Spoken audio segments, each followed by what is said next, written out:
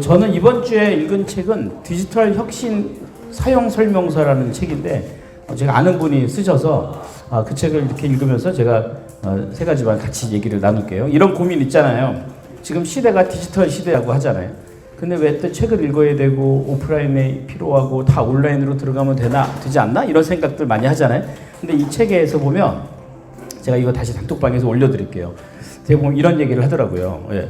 기계가 더 기계화되고 인공지능이 더 인공지능화되는 건 사실 우리가 통제 밖에 있는 일이라는 거예요. 왜요? 그 누군가가 열심히 그것을 꿈꾸고 있기 때문에 그렇다는 거죠. 그러니까 우리의 생각하고는 별로 상관이 없어요. 근데 우리가 사실은 그거를 못 따라가는 게 사실이죠. 지금 한국이 5G 시대라고 얘기를 하지만 사실 대한민국의 국민 중에 5G를 원하는 사람은 한 명도 없어요. 그 얘기는 5G가 없어서 불편했던 사람도 아무도 없어요. 근데 5G가 됐다는 제도나 환경에 문제가 있어요. 근데 그게 잘못됐다는 얘기는 아니에요. 그러면 우리가 앞서가려면 5G가 필요할 정도의 삶이나 일이 바뀌어야 된다는 거죠. 왜냐면 저 중국 같은 경우는 지금 3G밖에 안 돼요. 거기는요 스마트폰으로 사업을 어마무시하게 많이 해요. 사실은 우리는 지금 5G를 활용해서 뭐 해요? 영화 다운로드 받는 거?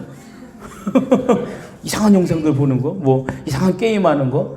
그래서 그 책에 보면 이 디지털 시대를 잘 사용하는 세 가지 중에 첫 번째가 좋은 상상력이라는 거예요.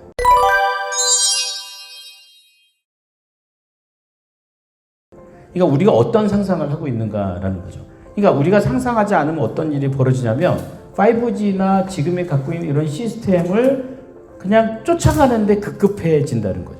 말하자면 스마트폰을 더 잘 쓰기 위해서 급급해지고요. 다른 사람이 우리보다 조금 더 좋은 시스템을 쓰면 그거 쓰는데 급급해지죠. 지금 제 아이들을 보면 그럴 수가 있죠. 그러니까 게임을 만들어야 될 애들이 게임을 하고 있는 건 어때요? 저는 이래요. 게임에 미쳤다고 하는 애들한테 네가 차라리 프로그램 배워서 게임을 만들라고.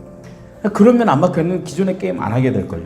그러니까 상상력이에요. 그러니까 그게 그 책에서 뭐라고 하냐면 디지털 시대가 돼도 팩토리, 공장이 없어지는 건 아니다는 거예요.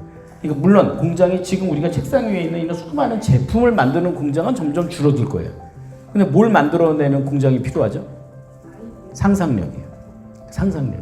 이게 어떤 상상을 하느냐? 그러니까 상상의 어떤 미래의 팩토리가 지금 우리가 하고 있는 상상력이 되는 게 첫 번째라는 거죠. 그러니까 지금 뭐 공부가 좀 잘 안 되고 뭐 지금 돈을 잘 못 벌고 뭐 그게 문제가 아니고요. 내가 지금 어떤 걸 상상하고 있느냐? 그보다 더 중요한 건 좋은 상상을 하기 위해서 나한테 무엇을 넣고 있느냐? 이게 더 중요하다는 거죠. 그러니까 그게 어떻게 시간을 보내며 내가 어떤 사람들을 만나며 이런 것들이 다 상상의 기초가 되죠.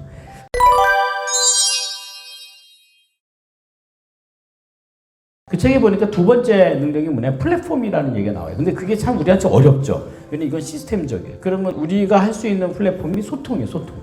그러니까 소통하지 않는 경우가 뭐냐면 딱 칸막이 키고 내가 하는 일만 그냥 하는 거예요. 조직이 이제 보통 회사에서 사일로 현상이라고 하죠. 그러니까 나만, 내 일만. 그러면 어떤 일이 생길까요? 조직에서는 중복 현상이 생겨요. 굳이 내가 하지 않아도 되는 일을 내가 하고 남도 하고 쟤도 하고. 왜? 서로 확인하지 않으니까. 근데 왜 소통을 안 할까요? 이게 이제 그 책의 핵심이에요. 사람이 자꾸 아는 게 많아지고요. 가방끈이 커지면 소통을 더 안 한답니다. 왜 안 할까요? 자존심 때문에 안 한다는 거예요. 내가 왜 굳이 저걸 얘기해 줘야 돼? 이거예요. 내가 왜 이걸 저 사람과 얘기해야 돼?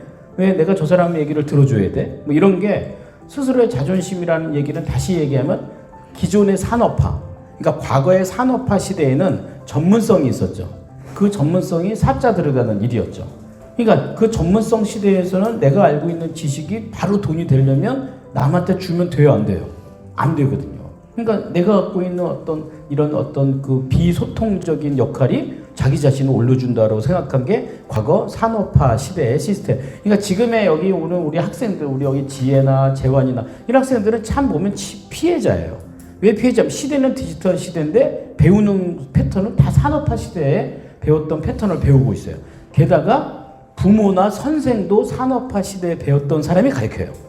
놀랍죠? 그러니까 지금 있는 그 시대에 있는 사람들이 지금 있는 이 시대를 모르는데 배우고 있고 평가를 하고 있으니 지금 이 친구들은 학교에서 뭔가 이단자가 되지 않으면 새로운 시대에 진입하지 못한다는 거죠.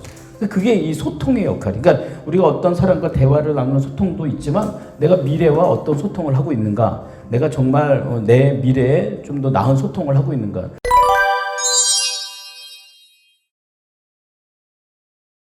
세 번째가 뭐냐면 그 네트워킹인데, 네트워킹에서 공감을 꼭 얘기하더라고요.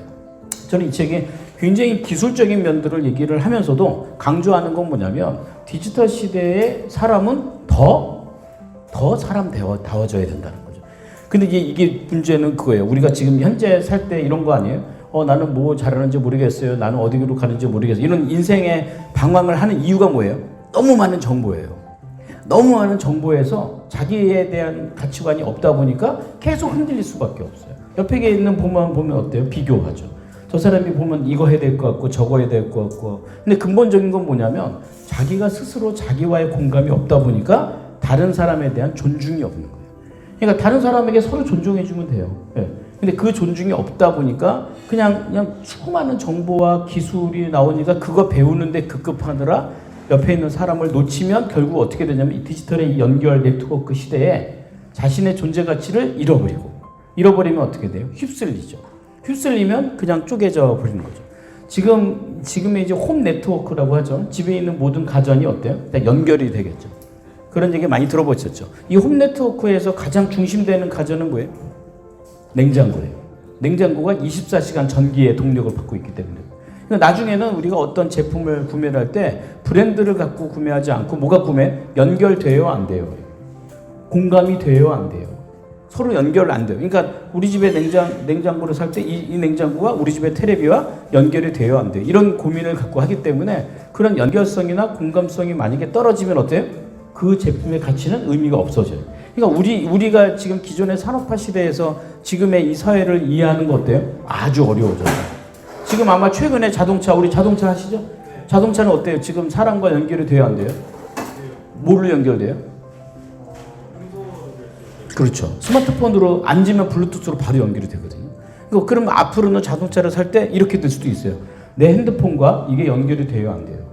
이 얘기는 그 사람이 어떤 일을 할 때 어떤 직업이 중요한 게 아니라는 거예요.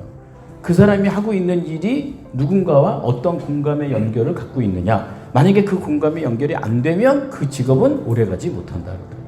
그러니까 이제 그게 저는 오늘 여러분들이 모여서 그런 생각이 들어서 그래요. 그 책에도 나왔지만 이렇게 일주일에 한 번이지만 책을 읽고 느낀 감정과 기억을 자꾸 얘기해 나가는 거죠. 서로. 그런 것들의 상상력을 만들어내고 소통과 공감을 만들어내는 거. 그러니까 이게 매일 하는 건 너무 중요한데 매일은 하기가 어려울 수도 있어요. 근데 여러분들 하는 일상에서도 이거 자꾸 체험을 하되, 그러니까 우리가 이렇게 일주일에 한 번씩 모일 때도 끊임없이 소통과 공감을 만들어내는 게 사실 이 미래를 만들어가는 것, 적응하는 것과 우리는 굉장히 유사하다. 그러니까 사실 학교에서 그렇게 하지 못하는 친구들이 여기 나와는 건 난 너무 당연하다고 생각해요. 왜냐면 앞으로는요, 학교 없어져요. 초등학교 지금 한 반에 몇 명이에요? 우리 여기 정보민선이 몇 명이에요, 거기? 거기 지금 많은 거예요. 평균 15명이에요. 지금 1인당 0.7명이라면서요. 그럼 10년 뒤에 어떻게 될 것 같아요? 이거 괜히 선생님한테는 괜히 위기다. 준비하세요. 여기 선생님. 그죠? 애들이 준다는 거. 그러면 학교가 없어지고 아이들은 없어지는 게 아니라 아이들은 아마 이런 곳에서 와서 공부를 할 것 같아요.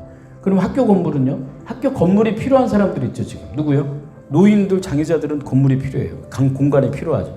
그러니까 이런 게 앞으로는 제가 오늘 얘기한 상상력과 소통과 공감이 안 되는 곳은 그 의미나 가치를 잃어버릴 수밖에 없다, 이렇게 생각합니다. 그죠?